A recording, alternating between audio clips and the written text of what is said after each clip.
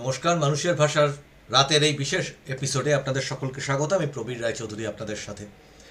এই এপিসোডটা নিয়ে আসলাম এই কারণে যে এই মুহূর্তে যেটা সবচেয়ে বড় খবর সারা পৃথিবীতে তো বটেই, এবং আমাদের এই ভারতবর্ষের জন্য, এবং আরও গুরুত্বপূর্ণ আমাদের এই মুহূর্তের সামনে ভোট পশ্চিমবঙ্গে এবং সেই সঙ্গে আরও 5টি রাজ্যে, এবং সেই ভোটের বাজারে এমনি গ্যাসের যে সংকট সেই নিয়ে শাসক দল বিরোধী দলের তরজা তো আছেই, তার সাথে যেটা যুক্ত হচ্ছে এই মুহূর্তে একটা কথা ট্রেন্ড করছে সোশ্যাল মিডিয়াতে, সেটার নাম হচ্ছে এনার্জি লকডাউন।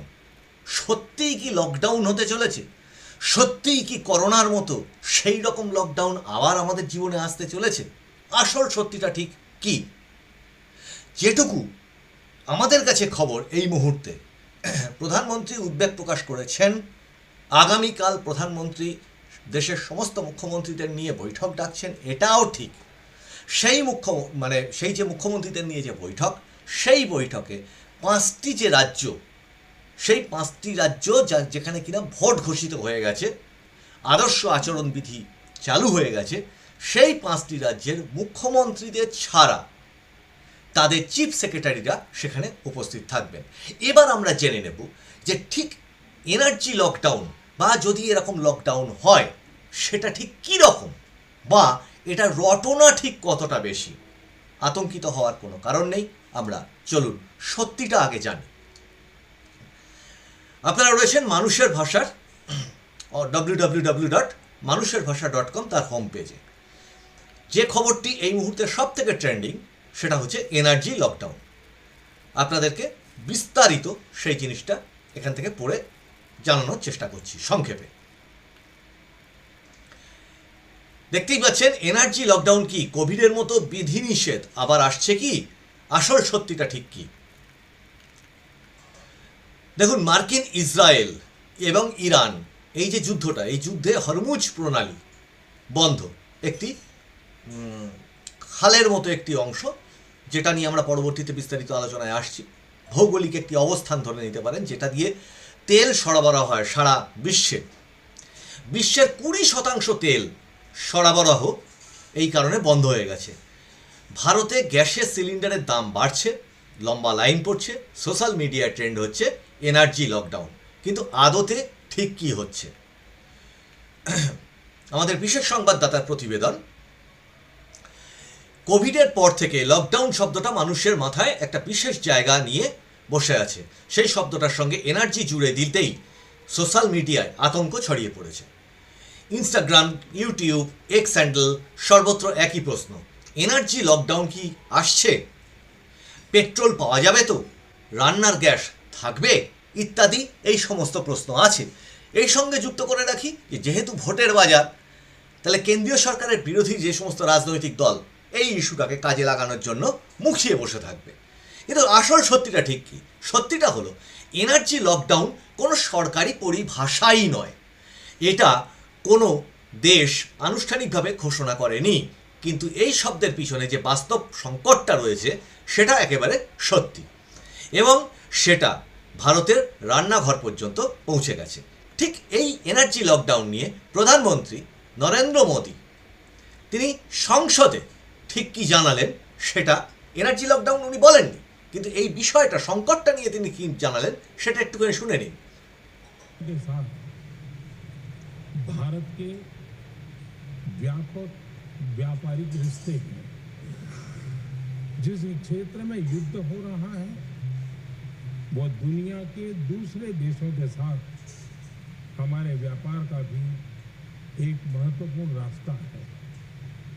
विशेष रूप से कच्चे तेल और गैस की हमारी जरूरतों का एक बड़ा हिस्सा यही क्षेत्र पूरा करता है।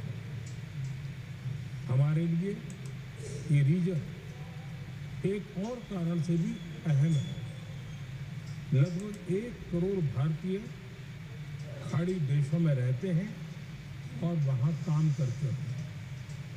वहाँ समंदर में जो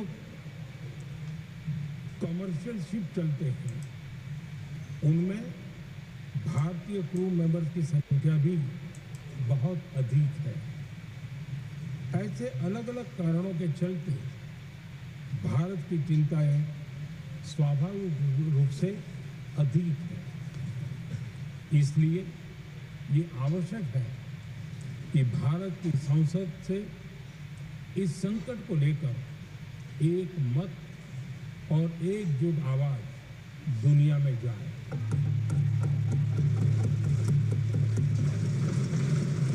अध्यक्ष जी,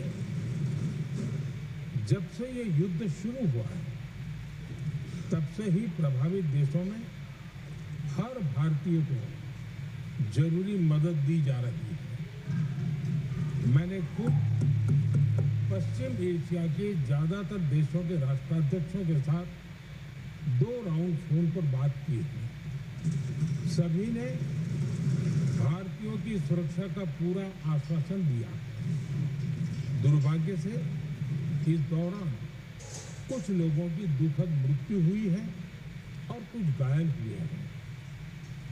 ऐसे मुश्किल हालात में परिवारजनों को आवश्यक मदद दी जा रही है। जो घायल है उनका बेहतर इलाज सुनिश्चित कराया जा रहा है।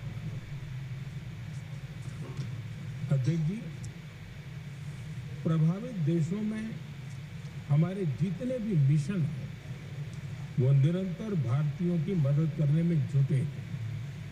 वहाँ काम करने वाले भारतीय हो या फिर जो टूरिस्ट वहाँ गए हैं, सभी को हर संभव मदद दी जा रही है। हमारे मिशन नियमित रूप से एडवाइजरी जारी कर रहे हैं। यहाँ भारत में और अन्य प्रभावित देशों में 24/7 कंट्रोल रूम और आपातकालीन हेल्पलाइन स्थापित की गई है। इनके माध्यम से सभी प्रभावितों को त्वरित जानकारी दी जा रही है। अध्यक्ष जी, संकट की स्थिति में देश विदेश में भारतीयों की सुरक्षा हमारी बहुत बड़ी प्राथमिकता रही है। के साथ আপনারা শুনলেন প্রধানমন্ত্রীর বক্তব্য সংসদে, এবং এরপরেও তিনি একটি বক্তব্য রাখেন যেটার জন্যে তিনি দেশবাসীকে প্রস্তুত থাকতে বলেছেন যে করোনার মতো কোনো রকম কঠিন সিদ্ধান্ত সরকারকে নিতে হতে পারে, এবং সেটার জন্যই আগামীকাল মুখ্যমন্ত্রীদের নিয়ে তিনি বৈঠক ডেকেছেন। আমরা সেদিকে তাকিয়ে থাকব। কিন্তু এরপরে গোটা বিষয়টি বুঝতে হলে যে হরমুজ প্রণালী বিশ্বের সবচেয়ে গুরুত্বপূর্ণ সমুদ্র পথ, এটা বন্ধ। এটা কি গত 28শে ফেব্রুয়ারি মার্কিন যুক্তরাষ্ট্র ও ইসরায়েল ইরানে সমন্বিত বিমান হামলা চালায়। সেই বিমান হামলায় ইরানের সর্বোচ্চ নেতা আলী খামেইনি নিহত হন। এর পাল্টায় ইরান পারস্য উপসাগরের দেশগুলোয় ও ইসরায়েলে ক্ষেপণাস্ত্র ছোড়ে এবং হরমুজ প্রণালী দিয়ে জাহাজ চলাচল বন্ধ করে দেয়। হরমুজ প্রণালী বিশ্বের একমাত্র সমুদ্রপথ যা পারস্য উপসাগরকে আরব সাগরের সাথে যুক্ত করে। প্রতিদিন প্রায় 2 কোটি ব্যারেল তেল এই পথ দিয়ে যায়, যা বিশ্বের মোট সামুদ্রিক তেল বাণিজ্যের প্রায় 20%। এই পথ বন্ধ মানে সৌদি আরব, কাতার, সংযুক্ত আরব আমিরাত, ইরাকের তেল ও গ্যাস রপ্তানি কার্যত বন্ধ। আন্তর্জাতিক জ্বালানি সংস্থা IEA জানিয়েছে এটি বিশ্বের ইতিহাসে সবচেয়ে বড় তেল সরবরাহ বিপর্যয়। হরমুজ দিয়ে তেল প্রবাহ দৈনিক 2 কোটি ব্যারেল থেকে নেমে এসেছে প্রায় শূন্যের কাছে। উপসাগরীয় দেশগুলো মিলিয়ে উৎপাদন কমে গেছে দৈনিক কমপক্ষে 1 কোটি ব্যারেল। এনার্জি লকডাউন কথাটা এলো কোথা থেকে? IEA সরকারগুলিকে জ্বালানি সাশ্রয়ের জন্য কিছু পরামর্শ দিয়েছিল। বাড়ি থেকে কাজ করা, গাড়ির গতিসীমা কমানো, গণপরিবহনকে ব্যবহার করা, পাবলিক ট্রান্সপোর্ট, এবং অপ্রয়োজনীয় ভ্রমণ বন্ধ রাখার মতো পদক্ষেপ নেওয়ার কথা বলা হয়েছে। এই পরামর্শগুলো পড়তে অনেকটা কোভিডের সময়ের বিধিনিষেধের মতো। সোশ্যাল মিডিয়ার ইনফ্লুয়েন্সাররা এই দুটো জিনিসকে এক করে দিলেন। IEA পরামর্শ প্লাস কোভিডের স্মৃতি সমান সমান এনার্জি লকডাউন। শব্দটা ভাইরাল হতে সময় লাগলো না। গত 24শে মার্চ ভারতের এনার্জি লকডাউন ইন্ডিয়া শব্দটির গুগল সার্চ হঠাৎ বিপুলভাবে বেড়ে যায়। ঠিক কোভিডের 6 বছর পর মানুষ, সেটাও কিন্তু এই মার্চ মাসই ছিল, মানুষ খুঁজছেন কি হবে, কতটুকু মজুদ রাখতে হবে, পেট্রোল পাওয়া যাবে কিনা। কিন্তু বাস্তবে এটা কোভিড লকডাউনের মতো নয়। কোভিডে মানুষকে ঘরে বন্ধ রাখা হয়েছিল সংক্রমণ রোখার জন্য। এনার্জি সংকটে মানুষ ঘরে থাকতে পারছেন, তবে রান্নার গ্যাস পেতে সমস্যা হচ্ছে, পেট্রোলের দাম বাড়ছে। বিশ্বের কোন দেশ কি করছে? ফিলিপিন্সের সরকারি কার্যালয়গুলি 4 দিনের মতো কর্মসপ্তাহে গেছে, মানে ছুটি ঘোষণা করেছে। অফিসে এয়ার কন্ডিশনার 24 ডিগ্রির নিচে নামানো নিষিদ্ধ করা হয়েছে। লাঞ্চ বিরতিতে কম্পিউটার বন্ধ রাখার নির্দেশ দেওয়া হয়েছে। ইউরোপে পরিস্থিতি গুরুতর।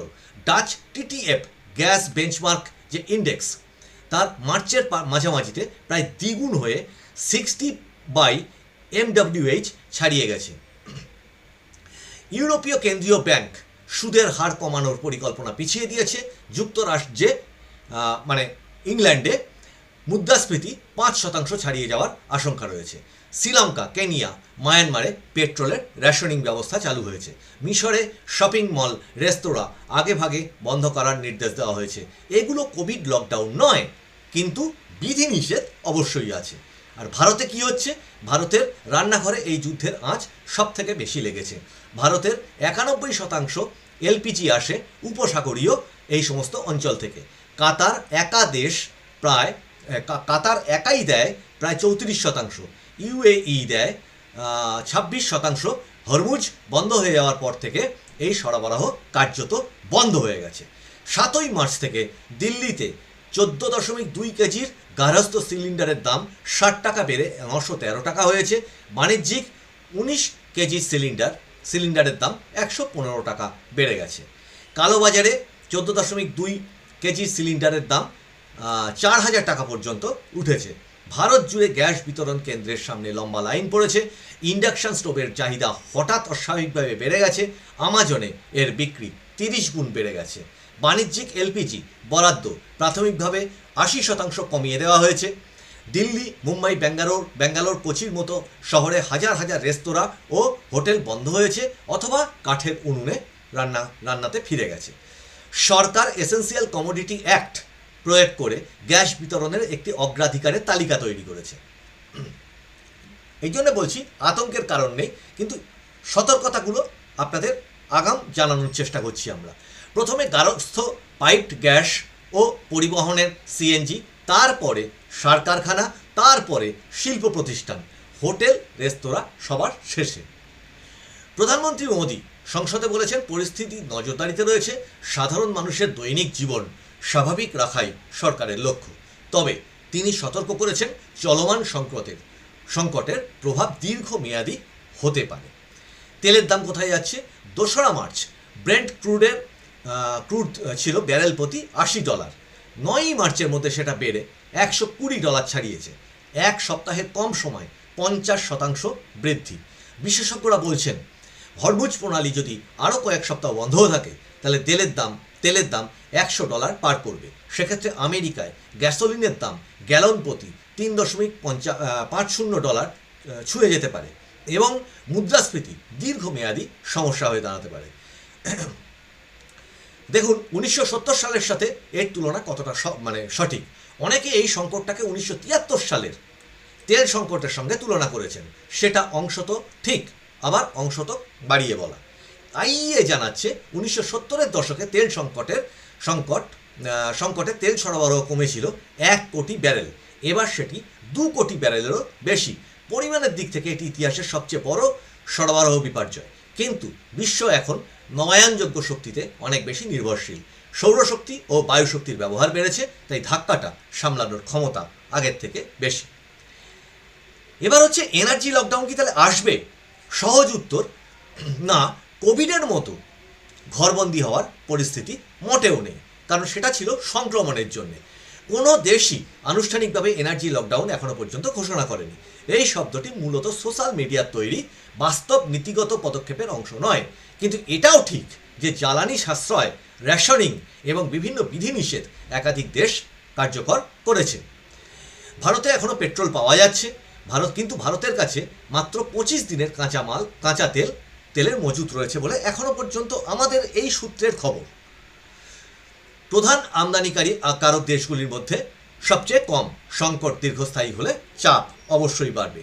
শেষ কথা হলো, এই মুহূর্তে আতঙ্কিত হওয়ার দরকার নেই, কিন্তু সতর্ক থাকার যথেষ্ট কারণ আছে। বিশ্ব একটা বড় জ্বালানি সংকটের মুখে পড়েছে। সেটা কতদিন চলবে, ভারতের উপর তা কতটা প্রভাব ফেলবে, সেটা নির্ভর করছে হরমুজ প্রণালী কবে খুলবে তার উপর। আর সেই উত্তর এখনো পর্যন্ত কারোর কাছে জানা নেই। এই প্রসঙ্গে জানিয়ে রাখি যে এই প্রতিবেদনটি কিন্তু জনস্বার্থে আমরা তৈরি করলাম, এবং অসংখ্য যে সমস্ত মিডিয়া আছে তারা ঠিক এতটা বিস্তারিত করে মানুষের সামনে বুঝিয়ে তুলে ধরে না, এবং এটাও একটি ভোটের ইস্যু করবার জন্যে রাজনৈতিক দলগুলি তাকিয়ে থাকে, বিশেষত বিরোধী রাজনৈতিক দলগুলি তাকিয়ে থাকে। আন্তর্জাতিক ক্ষেত্রে যে যুদ্ধের পরিবেশ এবং পরিস্থিতি, সেটা ঠিক কী অবস্থায় আছে সেটা আপনারা ইন্টারনেট ঘাঁটলে এবং এই ইউটিউব ঘাঁটলেই দেখতে পাচ্ছেন। তার সাথে দেশের এই মুহূর্তের পরিস্থিতি ঠিক কোন জায়গায় দাঁড়িয়ে আছে, আগামীকাল মুখ্যমন্ত্রীদের বৈঠকের পর প্রধানমন্ত্রী শ্রীযুক্ত নরেন্দ্র মোদী ঠিক কী সিদ্ধান্ত নেয় সেদিকে আমরাও তাকিয়ে থাকবো। আপনারা নজর রাখুন মানুষের ভাষার পর্দায়। মানুষের ভাষা সবার মনের কথা বলে। এপিসোডগুলো ভালো লাগলে আপনারা লাইক, শেয়ার, কমেন্ট করুন, সাবস্ক্রাইব করুন। এরকম তথ্যবহুল আরও অনেক ইন্টারেস্টিং এপিসোড নিয়ে আপনাদের কাছে আবার ফিরে আসছি। নমস্কার।